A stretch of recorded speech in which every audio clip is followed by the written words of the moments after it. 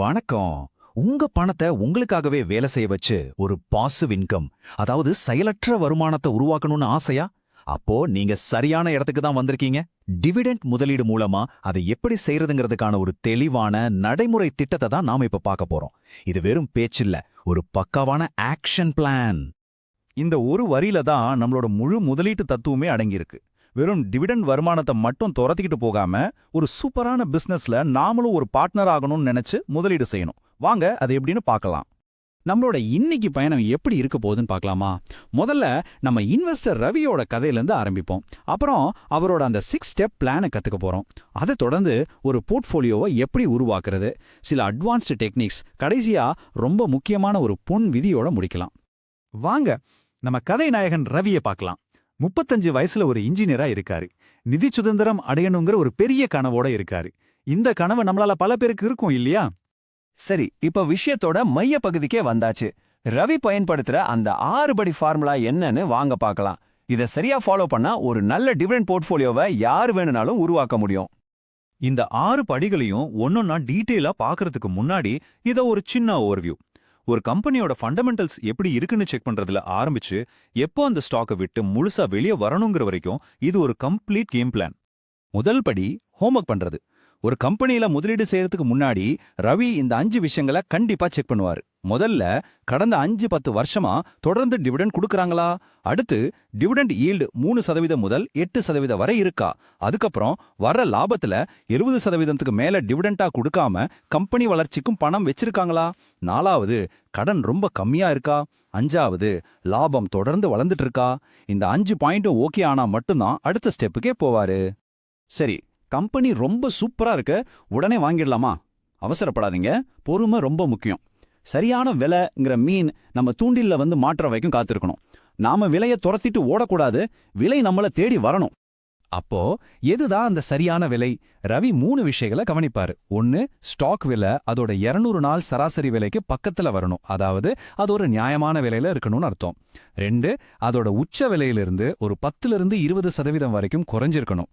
3, RSI indicator 40-50 ரேஞ்சில் இருக்கணும், அதாவது ஓவரா யாரும் வாங்கவும் இல்ல விற்கவும் இல்லாம ஒரு சமநிலையில இருக்கணும்.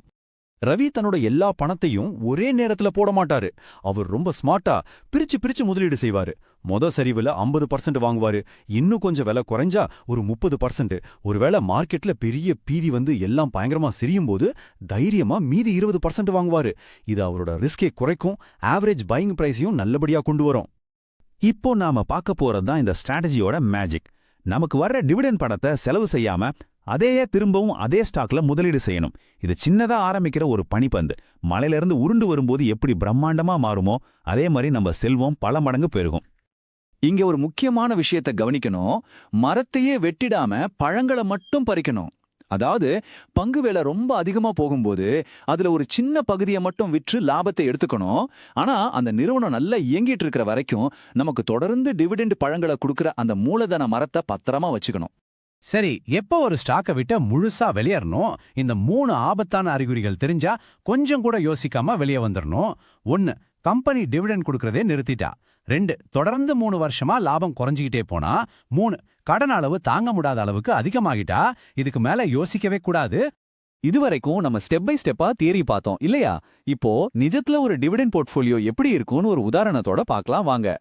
ஒரு நல்ல போர்ட்ஃபோலியோவோட முக்கியமான அம்சம் டைவர்சிஃபிகேஷன், அதாவது பல்வகைப்படுத்தல். இந்த சார்ட்ல பாருங்க, நம்ம முதலீட்ட பவர், மைனிங், ஐடின்னு பல துறைகள்ல பிரிச்சிருக்கோம். சிம்பிளா சொல்லணும்னா எல்லா முட்டையும் ஒரே கூடையில வைக்கக்கூடாது, அப்பதான் ரிஸ்க் கம்மியாகும். இதோ ஒரு நேரடி உதாரணம். ஒரு 10 லட்சம் ரூபாய் போர்ட்ஃபோலியோவா எப்படி பிரிக்கலான்னு பாருங்க. உதாரணமா கோல் இந்தியாவுல 2 லட்சம் முதலீடு செஞ்சா அதிலிருந்து மட்டுமே சுமார் 8% டிவிடெண்ட் கிடைக்க வாய்ப்பு இருக்கு. இதே மாதிரி ஒவ்வொரு பங்கா பிரிச்சு முதலீடு செஞ்சிருக்கோம். அப்போ இந்த மாதிரி ஒரு போர்ட்ஃபோலியோல இருந்து வருஷத்துக்கு தோராயமா எவ்வளவு கிடைக்கும் பாத்தீங்கன்னா சுமார் 57,500 ரூபாயிலிருந்து 1 லட்சம் ரூபாய் வரைக்கும். இதுதான் இந்த ஸ்ட்ராட்டஜியோட நிஜமான பலன். சரி, இப்போ கொஞ்சம் அட்வான்ஸ்டா ஒரு டெக்னிக் பார்க்கலாம். இது ஒரு ஷார்ட் டேர்ம் ஸ்ட்ராட்டஜி. பெரிய ப்ரொஃபஷனல் இன்வெஸ்டர்ஸ்லாம் இதை அடிக்கடி பயன்படுத்துவாங்க. இந்த டிவிடெண்ட் கேப்சர் உத்தி ரொம்ப சுவாரஸ்யமானது. ஒரு கம்பெனி டிவிடெண்ட் அறிவிக்கும் போது எக்ஸ் டிவிடெண்ட் தேதிக்கு முன்னாடி அந்த ஸ்டாக்கை வாங்கணும். அப்படி செஞ்சா நமக்கு டிவிடெண்ட் கண்டிப்பா கிடைக்கும்.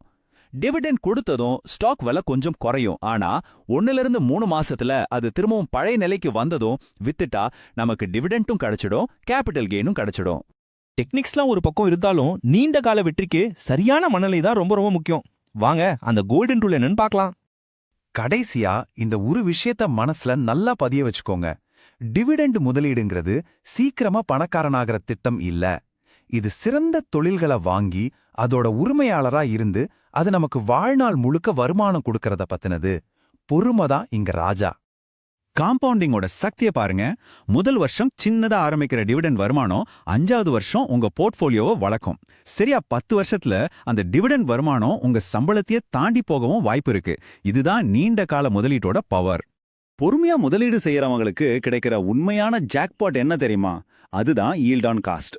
சிம்பிளா சொன்னா, நீங்க முதல்ல போட்ட பணத்துக்கு பல வருஷம் கழிச்சு எவ்வளவு % வருமானம் வருதுங்கிற கணக்கு. சில சமயங்கள்ல இது 50%, ஏன் 100% கூட தாண்டி போகும். சரி, ரவியோட பயணத்தை பார்த்தோம், அவரோட ஸ்ட்ராட்டஜியை கத்துக்கிட்டோம். இப்போ கேள்வி உங்களுக்கு தான். எந்த நல்ல கம்பெனிகள் உங்களுக்காக உழைச்சு உங்களுக்கு பணம் சம்பாதிச்சு கொடுக்க ஆரம்பிக்கலாம்? யோசிங்க. இறுதியா ஒரு முக்கியமான குறிப்பு, இங்க நம்ம பார்த்த எல்லா தகவலும் கல்வி நோக்கத்துக்காக மட்டும்தான். நீங்க எந்த ஒரு முதலீட்டு முடிவையும் எடுக்கிறதுக்கு முன்னாடி உங்க நிதி ஆலோசகர்கிட்ட கலந்து பேசுறது ரொம்ப ரொம்ப அவசியம்.